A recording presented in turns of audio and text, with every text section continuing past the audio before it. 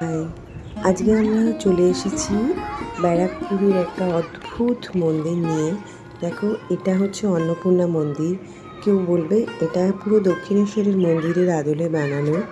এটা আমাদের তোমাদেরকে আমরা বলে বোঝাতে পারবো না, এত সুন্দর একটা অ্যাটমসফিয়ার এই মন্দিরে। এই মন্দিরটা বানিয়েছিলেন রানী রাসমণির ছোট মেয়ে জগদম্বা। এই জায়গাটাতে শ্রীরামকৃষ্ণদেব বসে ধ্যান করতেন, উনি আসতেন এখানে।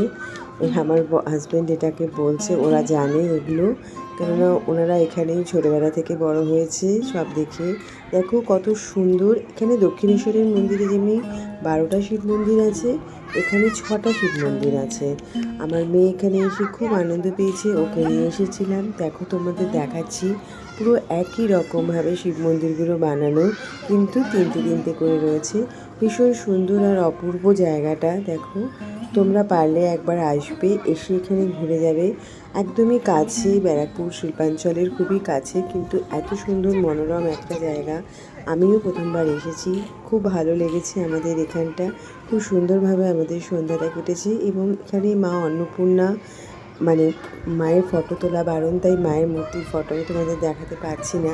এত অপূর্ব একটা দৃশ্য, মানে আমিও বুঝতে পারিনি যে এখানটা এত সুন্দরভাবে বানানো রয়েছে। দেখো, আমরা ভেতরে গেছি, এখানে আমি ভেতর থেকে ফটো তোলা যায়নি, কেন সেই সময় মন্দিরও বন্ধ ছিল।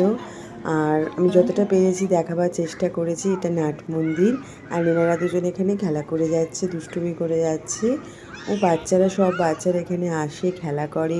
মানে ইভিনিং ওয়াক হয়, মর্নিং ওয়াকও করেন সবাই, বয়স্করা। খুব খুব সুন্দর একটা জায়গা। আমার এই ভিডিওটা ভালো লাগলে